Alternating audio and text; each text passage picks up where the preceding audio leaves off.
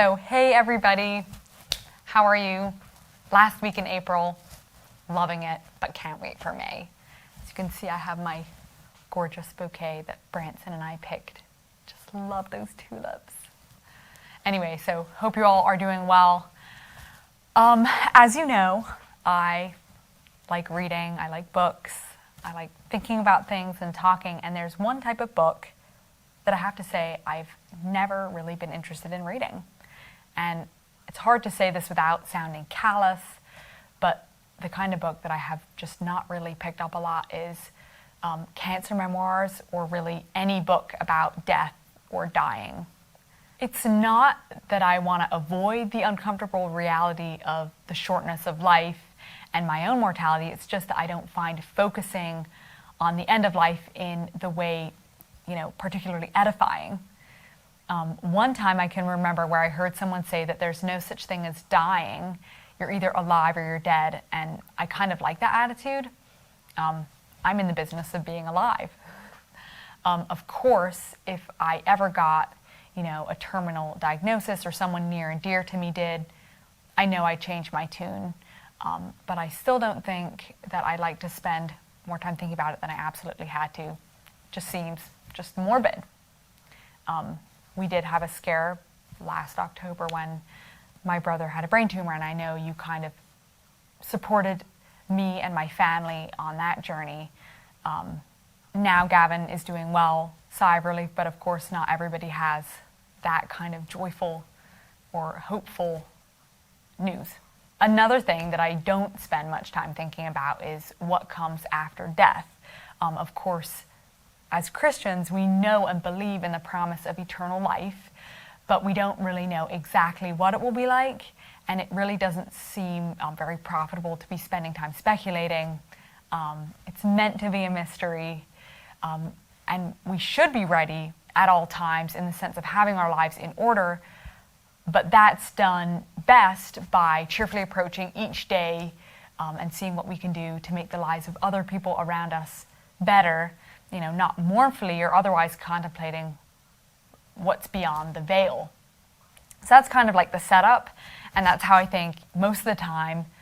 But then recently, I actually did, on a recommendation from my friend, read what you might call a cancer memoir, and it completely blew me away, I have to say. This book is called With or Without Me, and it's With or Without Me, a memoir of losing and finding, and it's by Esther Maria Magnus, just recently published in English.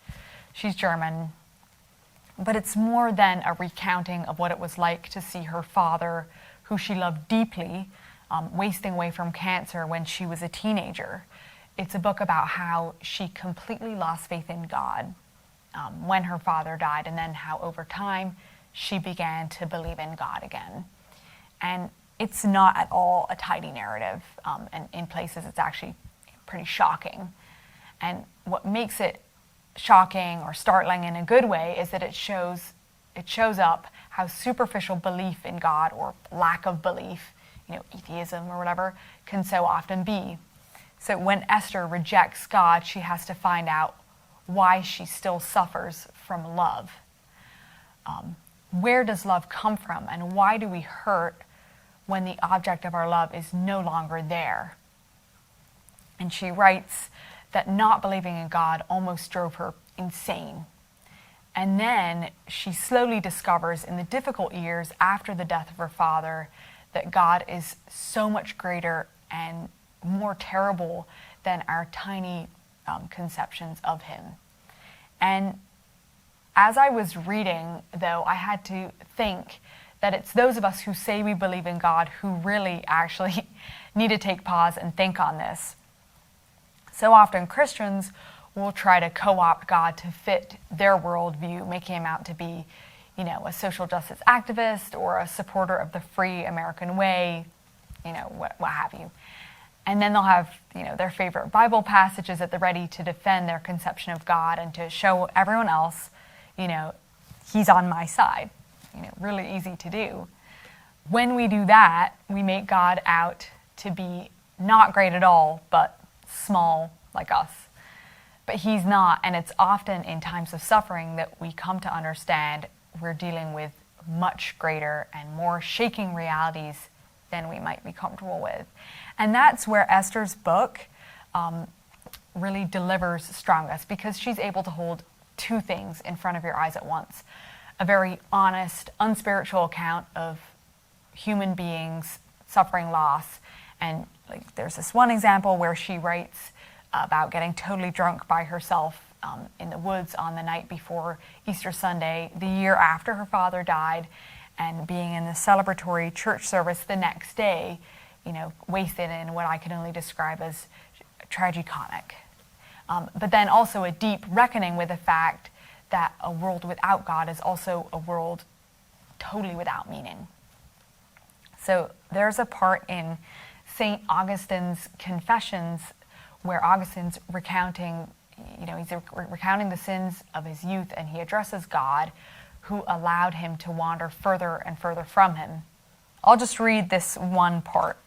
I was grown deaf by the clanking of the chain of my mortality, the punishment of the pride of my soul, and I strayed further from thee, and thou leddest me alone.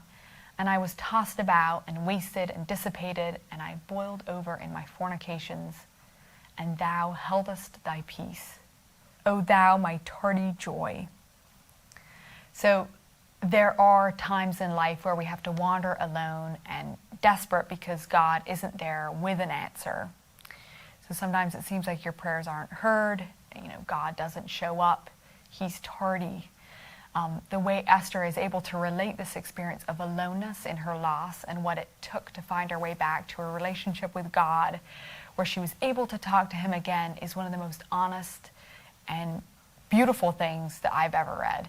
So I highly recommend that you read this book, because no matter what you believe or don't believe, it really is incredible. One thing that I personally would be very interested, if there are any of you who are watching have had a similar experience or dealing with something like this, please share your story.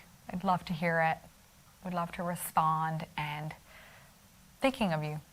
So I'll see you all next week. Take care of yourself, and bye.